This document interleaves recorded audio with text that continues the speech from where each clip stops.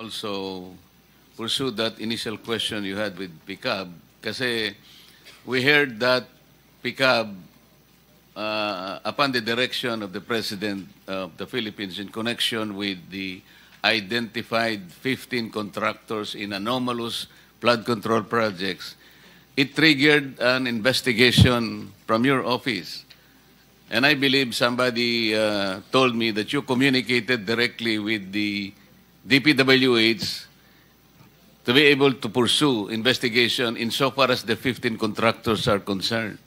Did you not coordinate with the DPWH? And if you did, what was the coordination and what was the response made by the DPWH, if any? Thank you, Your Honor.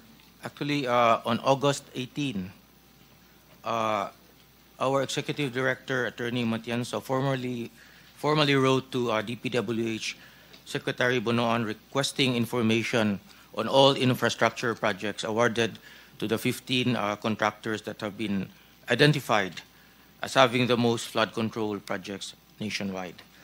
So we sought in our letter a list of all the projects awarded to these contractors, the status of project implementation, the findings from the... You were referring to the 15 contractors subject matter of this inquiry? Yes, Your Honor. What was the reply by the DPWH, if any? To this day, Your Honor, we haven't received any reply. However, we issued summons to the contractors, and we have been doing our own hearings, and we ask them or require them to file a verified answer within 10 days from the receipt. Wait, you wrote the DPWH on August 18, Yes, and you Your did Honor. not receive any reply. You're No. seated beside the secretary of the DPWH. Did you ever ask him why no reply was ever given to your letter? Well, Police General Nicolas Torre III nakuratan ang higop tungkol sa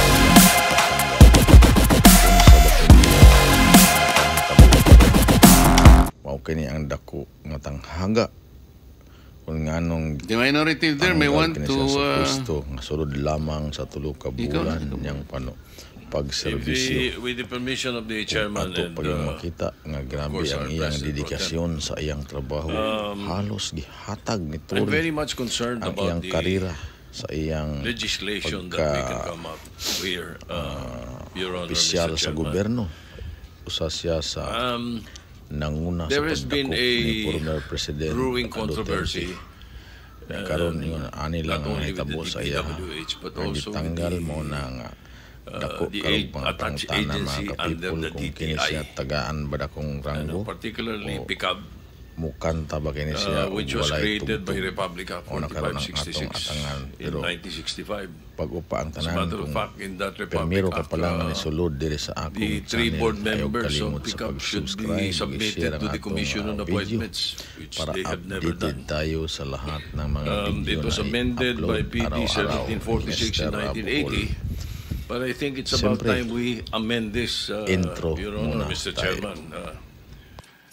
Right now, the PICAB, the Philippine Contractors Accreditation Board, is under the CIAP, the Construction Industry Authority of the Philippines, which is an attached agency to the TTI.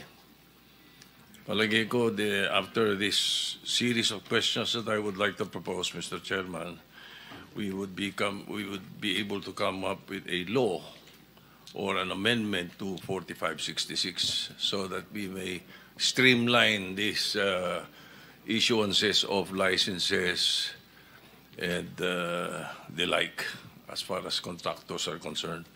So with your permission, may I proceed now? Proceed. Thank you. Mr. Chairman, the Alpha and Omega Construction and the St. Timothy Constructions were included in the top 15 flood control contractor list by President Ferdinand Marcos Jr. On the SEC papers, ibang owners and composition of the company. But in actuality, alam naman ng lahat na iisa lang ang may-ari nito. Alpha and Omega, St. Matthew, St. Timothy, and St. Gerard Construction Corporations were registered in the SCC and PICAB with different addresses, but all in Pasig City. However, in the 2022 case of St. Timothy et al. Versus the BIR, with CTA case number 10472, iisa lang ang address nilang lahat. Number 35 Tatco Compound, Jacinto Street, Malinaw, Pasig City. Now, my question for PICAB is this. For PICAB and the SEC, do you agree that there is material misrepresentation? Saan sila hahabulin kung iba-ibang ginagamit na address? Mr. Chair, may I request my Executive Director to answer? Attorney.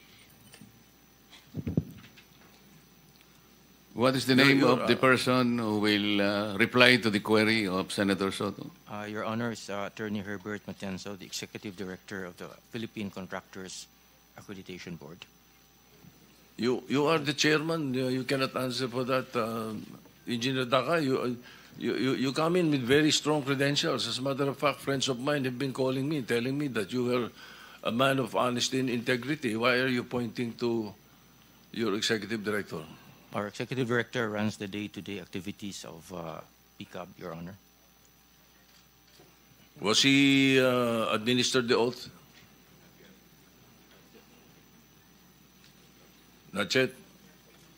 Mr. Chairman, may we ask that the person that Engineer Daca would like to answer be administered the oath? Before we continue, Senator Soto, let me just acknowledge the presence of Senator Risa Ontiveros and Senator Morning, Annie Chair. Marcos.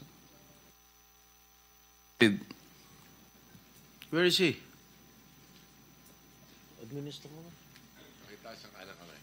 you swear or affirm to tell the truth, the whole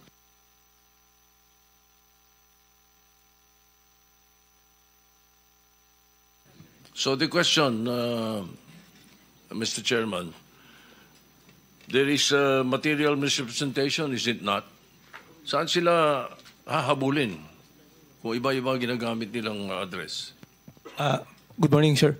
I would like just to confirm, sir, that we are unaware of the CTA case filed by St. Timothy in the Court of Tax Appeals. In that regard, sir, we will check onto this, sir, and verify po the address that was in our database. But considering, sir, that the address that was given to us remains to be there, sir, then... You are allowed to sit down, please.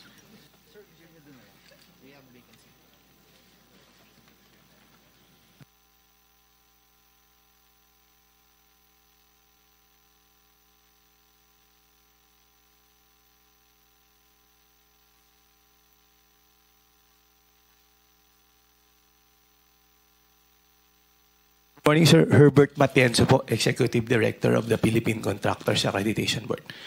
With regard to the case po filed with the CTA, the Philippine Contractors Accreditation Board is unaware of the filing of the case po of St. Timothy against the BIR. But then again, sir, we will look into that case, check the addresses po given, and in case there is a misrepresentation, sir, then the PICAB has following the rules on license contracting. Therefore, your answer to my question is a yes. Yes, sir. But you're saying that you're not aware of the CTA case? Yes, sir. Yes, Mr. Chair. Brad, you're under oath, huh? Yes, sir. We are not. I am not aware I of. was given a different information by the palace. By the afternoon, after you guys met me in the morning. We will check our record, sir. I'm warning you, Brad. Be careful, ha? Basta you answer it truthfully, okay? Yes, sir. All right. You're not aware of the St. Timothy case? I am personally not aware of the St. Timothy case filed with the I'll CTA. hold you to that. All right? Okay, now. Also, the mentioned companies, including Elite Construction Corporation, have different authorized managing officers to represent the contractors. But the beneficial owner is the same. It has interlocking directorship. May corporate layer ba? Are you aware of this scheme, Engineer Dakay? No, sir, we're not.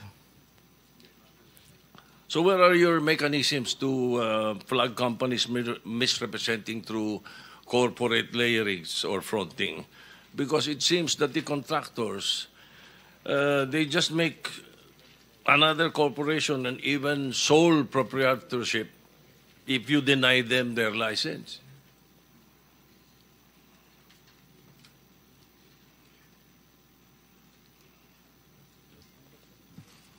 Actually, Your Honor, we operate on the presumption of regularity. We have a checklist of documents that they have to submit via an online portal, and these are evaluated for actually their style and substance.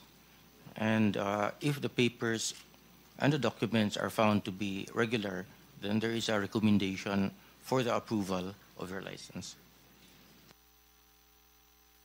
But Mr. Chairman, Engineer Dakay, in the IRR governing licensing of contractors in the Philippines, Section 3.3, letter K says, the licensee must at all times observe and adhere to the letters and spirit of the Code of Ethics for Constructors. PCAB is the circumvention of the law by misrepresentation of address and composition of the corporation. Isn't that this a violation of this section? It certainly is, Your Honor. It is. Okay.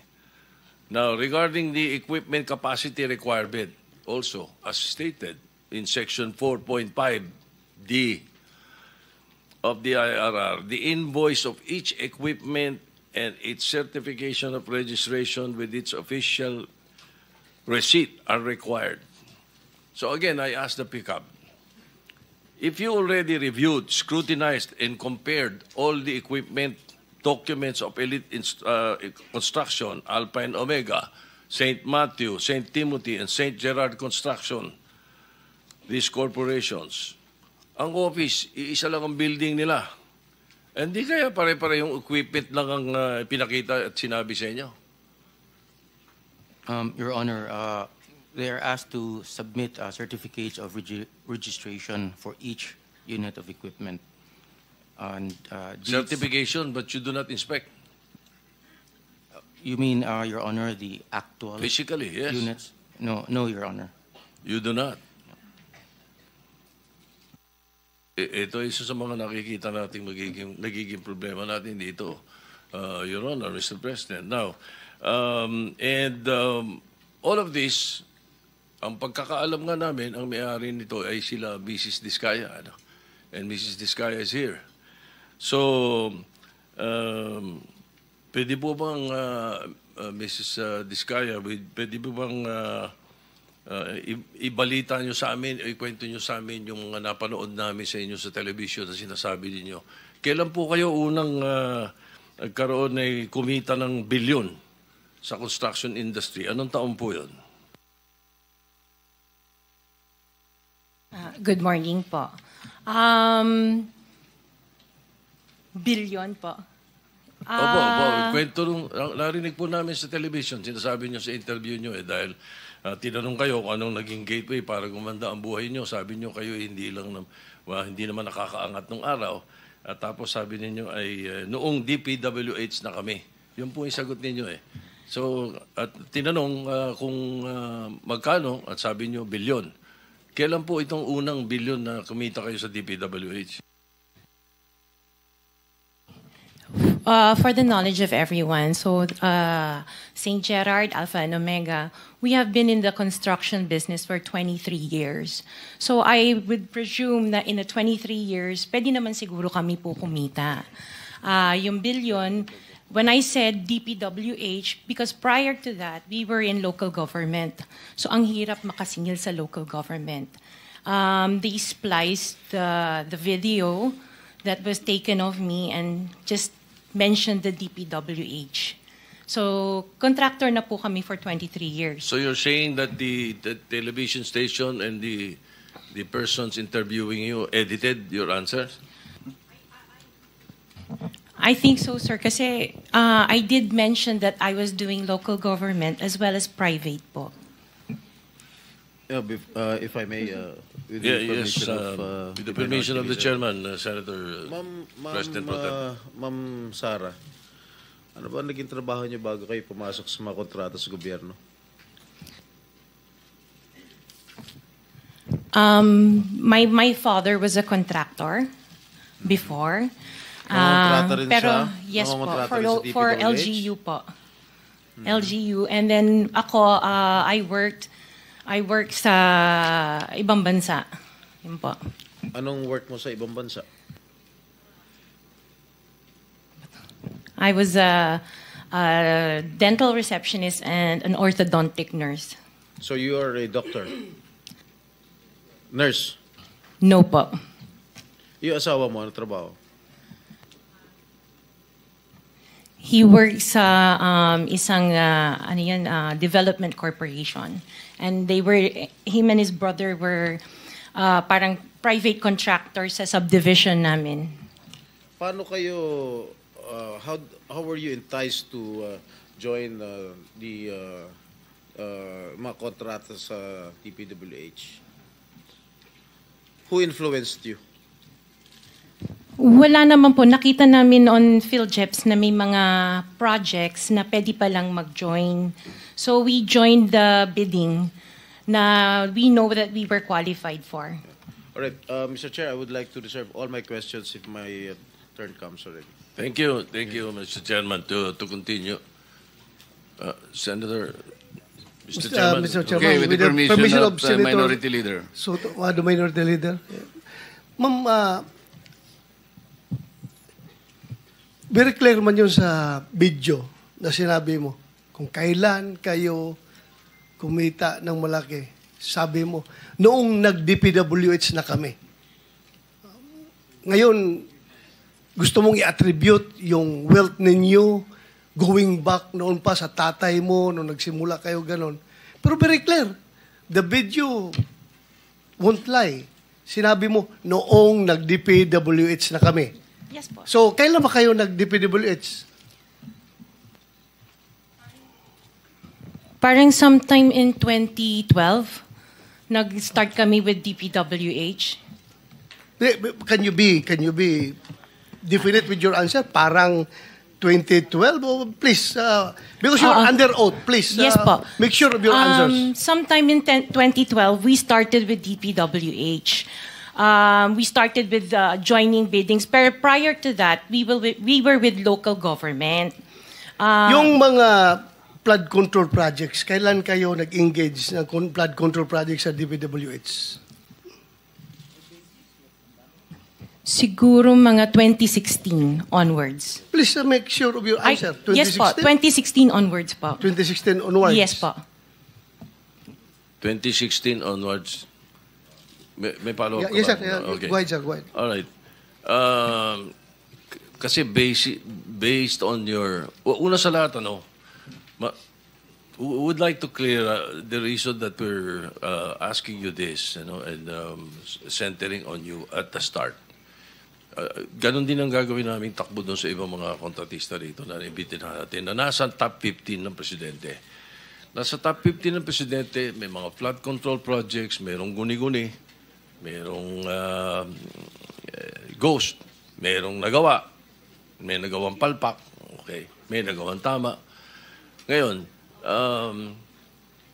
tapos marinig namin yung kwento sa television na tungkol doon sa sinasabi nyo na napakarami ninyong kinita at ika nga sa DPWH to 2016 kayo nag-umpisa sa DPWH. Pero yung mga pinakitang mga sasakyan ninyo ay 2022, 2025, 2024. So, lately yung matindi, hindi po ba, na mga income ninyo? Mga anong taon kaya sa tingin ninyo?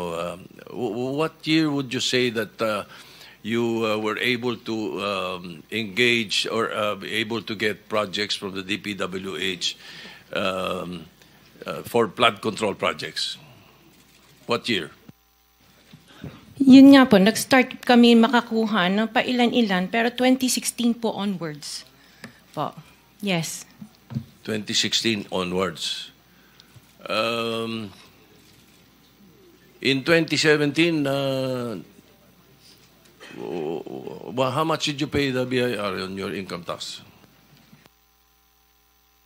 Sorry, I don't have the data on me right now kasi I have an accountant that handles that po. Pero I can get it for you. If Yes, please. May we request that Yes po. we find out how much your income taxes were paid from that time, 2016 to the present. No? Okay po. All right. Now, Mr. Chairman, in 2015, St. Gerard, which you own also, no, Mrs. Discaya, was suspended by the DPWH. In 2020, they were blacklisted by the DPWH. However, St. Gerard's pickup license was renewed and is valid from July 1, 2023 to January 28, 2026. For St. Timothy, which you also own, it was found out by the President that the 2023 Bulacan River project amounting to 96.4 million was deemed completed even in more than 200 meters of revetment were not built. St. Timothy's pickup license was also renewed 2025 to 2027. So, Engineer Dakay, what is the basis for the renewal despite the issues in their previous projects? Sir? Mr. Chair? Engineer Dakay, can you not answer? You're the chairman. Bakit itong executive director ang pinasasagot niyo na pinasasagot? Yeah, the blacklist that was issued by the DPWH, Your Honor, has certain time limitations. So, once a notice that the project has been completed, then the blacklist is lifted. And PCAB actually limit of responsibility is we can only institute disciplinary action upon a complaint or a verified violation. Ibig sabihin, pag walang nagko-complain, sige lang na sige. Mr. Chair. That is the limit of our responsibility, Your Honor. The IRR, Section 4.2, states that disqualification under letter CA, involvement in any construction, malperformance of grave consequence, PCAB, under this section, hindi sila, are they not disqualified for renewal? The blacklist, Your Honor, is issued by the DPWH. If the blacklist is lifted by the implementing agency, then their licenses can be renewed. However, we also have another mechanism that if there is a verified complaint or complaint from the LGUs or from the implementing agency, then we hear the case and then apply the penalties that are commensurate to the offenses that are being committed. For example, Your Honor, the DOLE reports to us a lot of infractions that are committed by contractors, such as unlicensed contractors implementing construction work, unsafe practices resulting in the death of people in the workplace, and we act upon that immediately. In fact, Your Honor, we submitted upon the request of the BIR we submitted last July 25 our transmittal regarding the request for the documents of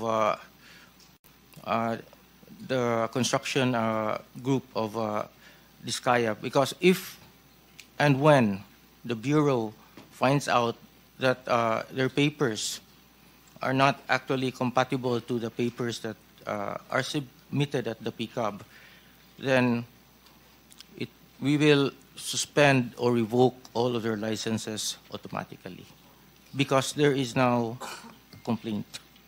And we have communicated with the Bureau. In fact, I have met with Commissioner Lumagi once, and we have responded to their letter, and along with our letter, we have submitted reams of documents for the Bureau to review, Your Honor. Mr. Chair, Mr. Chair, may I with the Wait, before permission of the Minority Leader. before we proceed, let me acknowledge first the presence of our Majority Leader. A quick question, Commissioner. Yung imposition ng suspension is Section 99 ng RA 12009. Blacklisting is under Section 100, correct? Pareho namang nalilift ang suspension and blacklisting. There's no problem there because it's in the law.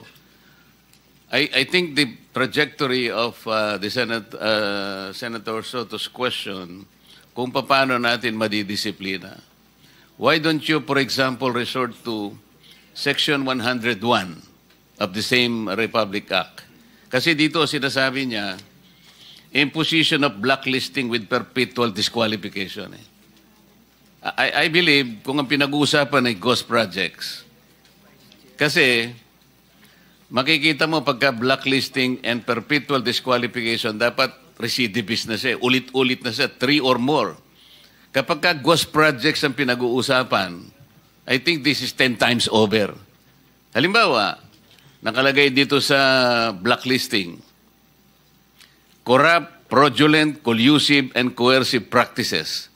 Katulad ng ghost, drawing up or using forged documents. Ghost projects.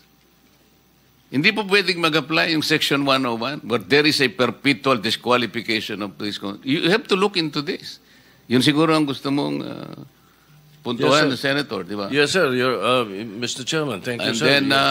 then I think we have to put a limit muna, sir. Kasi medyo gusto nang magtanong yung iba.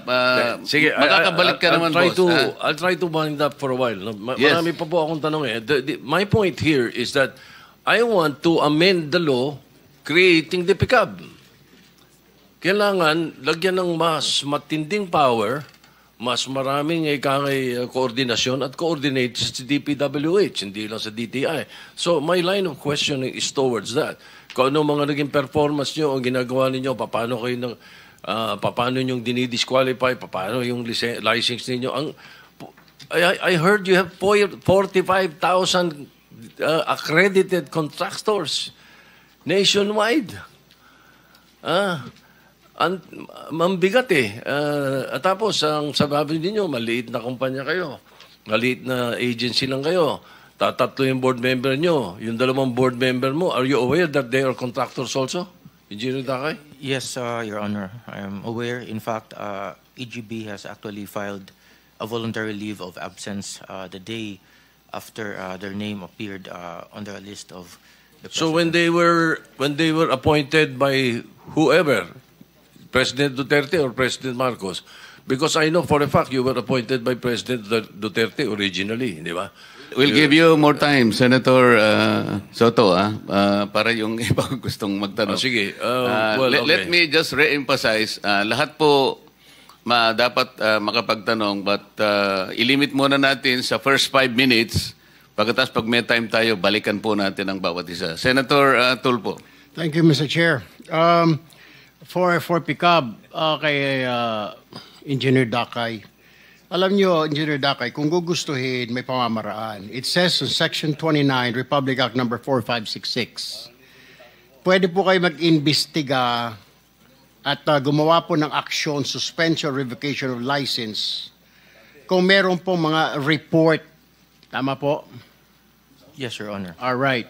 So, nasa inyong kamay kung pwede nyong i-revoke. Hindi po ba kayo nag-iimbestiga na maaring yung ilang mga tao ninyo ay naareglo at nababayaran kaya bigay na lang na lisensya? Take the case po dito sa Diskaya. 3 na po ang kumpanya, isa lang may-ari. Pag na-blacklisted, apply. So, ibig sabihin po ba, kung may kumpanya ako, mabablacklist, gagamit lang ako ng ibang pangalan, mag-a-apply ako, pwede na naman. And then I can apply again, same project or same agency, kahit na na-blacklist ako ng DPWH. Ganun po ba? You tell me. No, Your Honor. PCAB is also a quasi-judicial body. And we do a lot of investigations, and we also resolve a lot of cases. Investigation siguro sa mga maliliit, pero kung mga malalaki na kagaya nito, wala ho kami naririnig. Bakit 15 po sila na nagkunsabahan, binulsa yung pera ng bayan, 1.3 trillion, wala tayong narinig. Ngayon, nandito kayo, nagpapaliwanag, sasabihin nyo, meron kayong quasi-judicial. Nasaan yung quasi-judicial? Bakit yung pinayagan nangyari? 2022 hanggang 2025, 3 years, engineer. Wala kayong ginawa, hindi nyo kinansela yan. Isang kumpanya, tatlo pa. Yung isang may-ari. Wala kayong ginawa. Ngayon, pinapakita yung sa amin dito na meron kayong ganito, meron kayong nasaan yun sinasabi mo? 3 years. I understand very well your concerns, Your Honor, and I appreciate that very much. However, PCAB does not play any part in the implementation of the project. I'm not saying part of the implementation. Yung pag-apply lang at engineer ng license. Kasi pag na-blacklist yung... Gano'n naman ho, hindi nyo ba alam na gano'n ang kalakaran ngayon? Or you don't have any idea na pag na-blacklist itong kumpanya na ito, gagamit ng ibang kumpanya o magbubukas ng ibang kumpanya. Alam nyo ho ba yun? Hindi. You know that, right? We hear that every now and then, Your Honor. You hear that, but you don't investigate. Na pag na-blacklist ng DPWH o ng kung anong ehensya, papalit ng pangalan or tatayo ng pangalan para makapasok ulit. Actually, Your Honor, when a company is blacklisted by any government agency, then we actually suspend their licenses. Well, hindi ko maintindihan na engineer, wala naman po na suspend sa 15 na yan eh, di po ba? Wala ho kayo, hindi ko alam kung nagtatanga-tangahan kayo, hindi nyo alam trabaho, o natapalan lahat ng mga mata ninyo ng salapi, kaya ho ganon. Balikan kita mamaya, Mr. Chair. I'd like to go to direct this question to Ms. Zara Diskaya. So ma'am, nung ma-blacklist po isang kumpanya nyo, ganun po ba ang SOP ninyo? Magtayo na lang ng ibang kumpanya para makasali, kaya dumami ang kumpanya nyo? Or kaya kayo nag-apply ng mga lisensya dito sa PCAB ay para may maparentahan po kayo na mga lisensya po ninyo? Kasi napakadami po, Ms. Diskaya, yung inyong proyekto kung saan-saan na, daig nyo pa yung gobyerno. Imposible naman ho, yung equipment nyo rito, may equipment kayo dito, napakadami yung equipment. Tama po yung sinasabi ni Senator Tito Soto na sa isang lugar, napakadami yung equipment, sa iba't ibang lugar. So, ano ang purpose na napakaraming kumpanya? What is that? Sir po, yung ibang companies po, we've divested from those companies. So I am directly lang with Alpha and Omega. Vested. Interjection, Mr. Chair, with the permission of Senator Erwin. Go ahead. Go ahead. Salamat, Mr. Chair at Senator Erwin. Actually, when my time comes to question, ma'am, Ms. Diskaya, hindi lang po isa, hindi lang po 3 kumpanya tulad ng sinabi ni Senator Erwin. 9 na kumpanya ang ipapakonfirm ko sa inyo na actually, kayo pa rin po ang may-ari. Salamat po, Senator Erwin, Mr. Chair. Maraming salamat, Mr. Chair. Can I go to the Commission on Audit now, Mr. Chair, if they're here? Before that, I think you need to also pursue that initial question you had with PCAB. Kasi we heard that PCAB, upon the direction of the President of the Philippines in connection with the identified 15 contractors in anomalous flood control projects, it triggered an investigation from your office. And I believe somebody told me that you communicated directly with the DPWH to be able to pursue investigation insofar as the 15 contractors are concerned. Did you not coordinate with the DPWH? And if you did, what was the coordination and what was the response made by the DPWH, if any? Thank you, Your Honor. Actually, on August 18, our Executive Director, Attorney Matienzo, formally wrote to DPWH Secretary Bonoan requesting information on all infrastructure projects awarded to the 15 contractors that have been identified as having the most flood control projects nationwide. So we sought in our letter a list of all the projects awarded to these contractors, the status of project implementation, the findings from the... You were referring to the 15 contractor subject matter of this inquiry? Yes, Your Honor. What was the reply by the DPWH, if any? To this day, Your Honor, we haven't received any reply. However, we issued summons to the contractors, and we have been doing our own hearings, and we ask them or require them to file a verified answer within 10 days from the receipt. Wait, you wrote to DPWH on August 18, Yes, and you Your did Honor. not receive any reply. You're No. seated beside the secretary of the DPWH. Did you ever ask him why no reply was ever given?